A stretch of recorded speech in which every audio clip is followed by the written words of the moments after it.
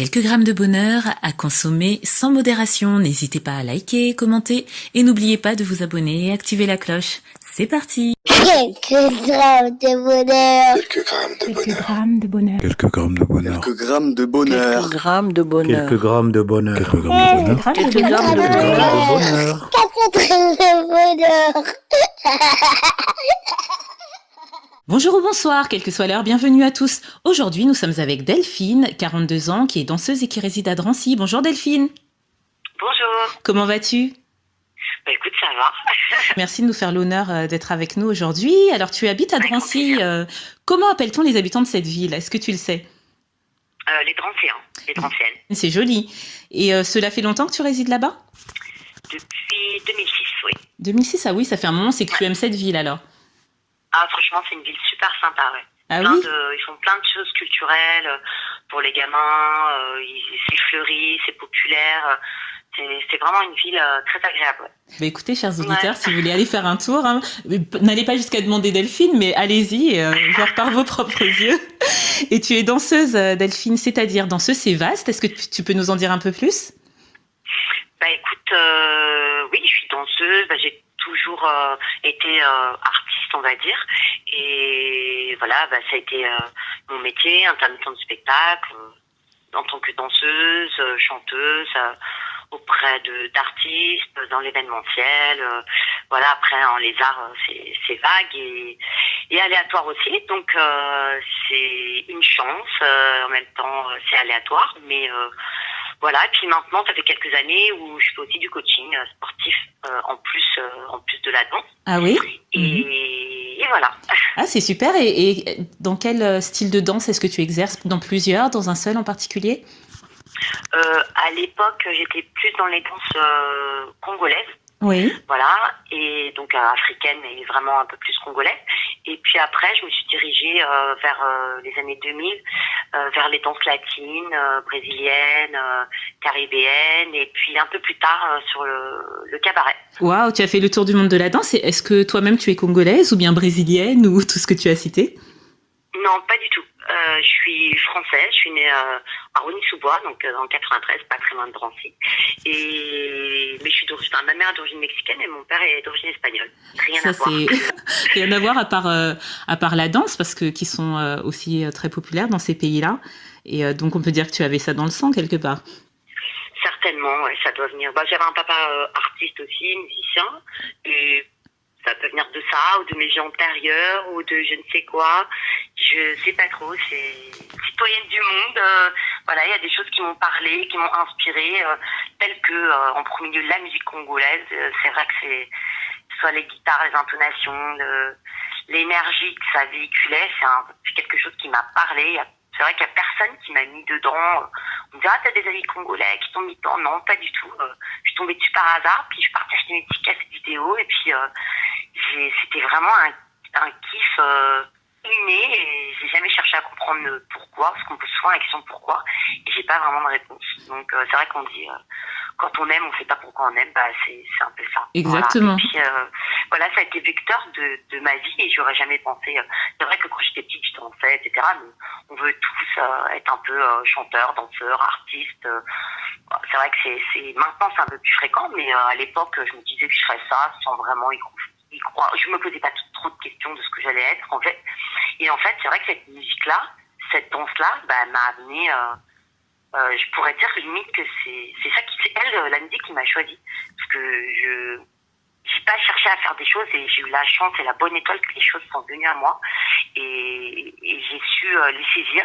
Et ouais, merci l'univers de m'avoir donné cette opportunité qui m'a ouvert vraiment plein de portes, quoi. Waouh. Et tu es aussi un bel exemple que effectivement la musique est universelle, et quelles que soient les notes, les résonances, elles peuvent toucher le cœur de n'importe qui. Exactement. Et est-ce qu'on peut voir un peu tout ce que tu fais quelque part ? Tu as des réseaux ou quoi ou qu'est-ce ? Ouais, j'ai des réseaux sur Insta, j'ai une chaîne YouTube. J'ai pas trop mis ce que je faisais avant, tout ce qui était musique congolaise avec des artistes africains à l'étranger, parce qu'il n'y avait pas autant vidéo, c'était pas Internet comme maintenant, tout n'était pas posté, etc. Donc j'ai retrouvé des petits trucs sur YouTube et tout, mais je crois même pas les avoir mis en ligne. Mais c'est vrai que ce que j'ai mis en ligne, c'est plus ce qui est récent en fait. Tout ce que je fais en cabaret, en tant que chanteuse, dans des compagnies, dans des troupes, en one-woman show. Ça oui, j'ai fait un Insta, et puis une chaîne, un site que je connais pas par cœur. D'accord, et bien si tu me le permets, je mettrai tous ces liens dont tu parles en barre d'infos pour que les voilà, comme ça les auditeurs intéressés pourront aller voir ce que tu fais et plus, qui sait. Hein. Et est-ce que le bonheur que tu vas nous partager a un lien avec cette passion, parce qu'on peut parler de passion lorsqu'on t'entend de danse ou pas du tout? En fait, je me suis rendu compte que je me suis posée et j'arrivais pas à trouver. Sincèrement, j'étais sur mon balcon, Oui. je me suis dit, je mets une clope, je me dis bon. Et j'ai même demandé à mes gosses, vous pouvez pas m'aider et tout, à trouver un bonheur simple. J'ai ma fille qui me dit, mes premiers pas. Je me rappelle. Ils ont quel âge tes enfants? Ma fille elle a 13 ans et mon fils il va avoir 11 ans. Et du coup, mon fils il me dit, peut-être quand j'ai parlé et tout.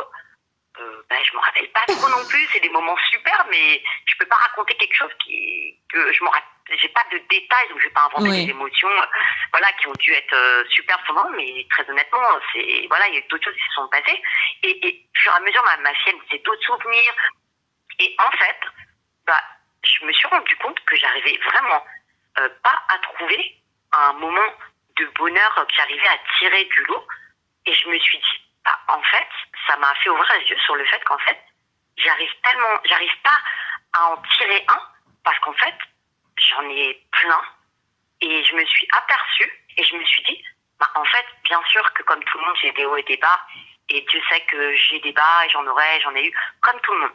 Mais je me suis dit, waouh, en fait, pourquoi j'arrive pas à trouver un moment de bonheur simple? Parce qu'en fait, j'en ai plein. Wow. Et je me rends peut-être plus pas compte, si, parce que j'avoue que j'ai quand même vécu des choses difficiles, des pertes de gens, des problèmes de santé, etc. Donc je sais relativiser et je sais me lever le matin en me disant waouh, la chance aujourd'hui, il faut que je déchire tout. Et c'est pas toujours comme ça, je peux me lever morose comme tout le monde, mais je t'assure que je me suis dit en fait je vais pas me forcer à trouver un moment pour raconter quelque chose, parce qu'en fait je me dis que en fait j'arrive pas à différencier un moment, parce qu'en fait, il y en a, ils sont, même si des fois c'est des malheurs, au final, c'est vrai, quand il t'arrive une merde, tu dis toujours un mal pour un bien, je vais rebondir. Mais franchement, c'est vrai, il y a plein de trucs qui t'arrivent et tu te dis, ah ouais, mais pourquoi si, et je me dis toujours, c'est quoi s'il m'arrive ça? Si j'ai la patience et j'arrive à rester positive, derrière, je vais savoir pourquoi il m'arrivait ça. Et sincèrement, ça a toujours été le cas. Même un décès, ça t'amène. Et du coup, je me suis dit, en fait, même les moments difficiles, au final, c'est vecteur de bonheur si tu arrives à être patient et à trouver et à chercher vraiment ce que tu as pu en tirer, et que peut-être si t'étais pas arrivé ça, il te serait pas arrivé ce qui t'est arrivé derrière, etc. Et je me suis dit, sincèrement, je vais pas inventer un truc parce que je devrais te raconter soit toute ma vie, que je me rappellerai même pas, qui doit être ancré en moi, mais que j'arriverai pas, je vais pas te trouver des mots et t'inventer un truc, parce que c'est vrai que j'ai une mémoire un peu médiocre, oui. Concrètement parlant, comme ça, les images et tout, j'ai un peu du mal sans les photos et tout. Et je me suis dit, waouh, mais en fait, ma vie, elle a été chambée, quoi. Et je sais pas si elle va continuer demain.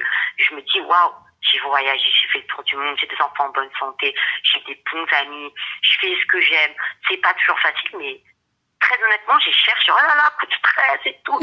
Et j'ai pas réussi à vraiment à trouver un moment. Et du coup, je me suis dit, en fait, je vais lui dire la seule réponse que j'ai trouvée, qui est peut-être inappropriée. Je sais pas. Et merci de m'avoir posé cette question-là, parce que ça m'a permis de me dire, même si je pleure, même si des fois je pète les câbles, l'adolescence de la petite, c'est compliqué, je me suis dit, waouh, si j'arrive pas à en sortir un, c'est que aussi grand et aussi petit soit-il, ils se valent, quoi. Donc voilà, c'est ce que je voulais partager. Tu nous montres que dans la vie, en relativisant, c'est le sens même de ce programme, de trouver le bonheur là où il se trouve, et toi tu as su le trouver. parce que comme tu l'as dit, tout le monde a dans la vie des moments, mais toi, tu as pris le parti de relativiser, d'en tirer même des leçons et des bonheurs de ces mauvais moments, et ça, c'est juste magnifique. Donc, Delphine, je te remercie énormément. Avec grand plaisir. Et attention, je fais aucune leçon de vie en mode moralisatrice, pas du tout. Non, du tout. C'est ton point de vue, c'est ta vision des choses, qui je suis sûre. Voilà. Et je suis sûre. Voilà, je suis sûre que cette vision va inspirer énormément de personnes qui nous écoutent. D'ailleurs, n'hésitez pas à le dire, à le confirmer ou l'infirmer dans les commentaires. Mais non, je trouve que c'est vraiment une jolie leçon, parce que on peut faire des choix dans la vie, soit s'apitoyer sur ce qui ne va pas et rester là, soit prendre le temps. Parce que bien sûr, je ne suis pas en train de dire que quand les choses ne vont pas, il ne faut pas prendre un temps. Par exemple, lorsqu'on perd quelqu'un, je ne dis pas qu'il ne faut pas prendre un temps de deuil et compagnie. Ce n'est pas du tout ce que je dis. Clairement. Bien sûr, il est légitime d'être triste, il est légitime d'être mal, mais on peut prendre le parti à un moment donné de dire là, ça y est, j'ai pleuré ce qu'il fallait pleurer, ou bien j'ai enterré ce qu'il y avait enterré, mais maintenant je me relève et je continue, parce que la vie continue, elle a plein de belles choses à m'offrir, et c'est ce que tu nous dis en fait quelque part, et ça c'est juste magnifique. Et j'adore aussi les moments que tu nous as décrits avec tes enfants, avec qui tu sembles très complice, qui étaient très impliqués dans ta réflexion. Ça, c'est super. Ouais, c'était marrant. Puis au final, je leur ai dit ma réflexion, et ils m'ont dit t'as qu'à dire ça. Je dis ouais, écoute. Après, voilà, c'est chacun sa force. Puis des fois, t'as tellement des difficultés, importantes, que des fois ce qui n'est pas mon cas, mais il y en a qui ne mangent pas à leur faim, il y en a qui vivent dans des pays en guerre, et en fait, je pense que c'est humain. Tu développes un instinct de survie et une force que, quand c'est triste, mais l'être humain il est comme ça. Des fois, quand c'est trop lisse, trop facile, tu crées une espèce de faiblesse, mais je pense que c'est pas un tel parce que t'es comme ci, parce que t'es comme ça, t'as ce passif. Non, je pense que c'est vraiment humain, quoi. Et après, je pense que il y a un moment où, soit tu pleures, ce qui est normal, et puis tu t'apitoies, comme tu dis, ce que je juge pas du tout, parce que voilà, chacun a son histoire, ses vies antérieures, ses incarnations, ses poids transgénérationnels. Il y a plein de choses qui rentrent en jeu, donc personne peut se dire plus fort que l'un que l'autre. Chacun est différent, chacun a sa vie, chacun est libre de vivre comme il en a envie, d'être triste toute sa vie, parce que peut-être c'est son choix de vie, que c'est comme ça qu'il se sent vivant. Pour moi, il n'y a pas de normes, il n'y a pas de carcan, il n'y a pas de faut être comme ci, faut être comme ça, t'es comme t'es. L'important, vraiment, je pense que c'est d'être bienveillant avec soi-même et avec autrui. Pour moi, c'est la base de tout. Exactement. Avec tous les défauts qu'on peut avoir, pour moi, c'est vraiment une base super... C'est sacré, quoi. Ouais, exactement. Et ça, c'est un joli mot de la fin auquel je n'ajouterai rien. Ce serait superflu. Alors, je vais simplement te remercier pour le très, très joli bonheur merci à toi que tu nous as partagé. Je t'en prie. Merci à toi d'avoir créé cette émission, ce podcast, ce concept-là. C'est une belle initiative, et tu vois, ça m'a permis à moi de dire tout ce que je t'ai dit, et puis d'en parler avec mes enfants, de créer un moment et une discussion que j'aurais peut-être pas eu grâce à ton intervention.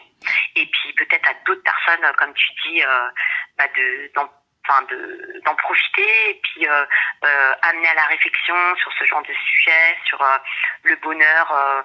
Et je trouve ça génial, quoi. C'est nourrir l'âme.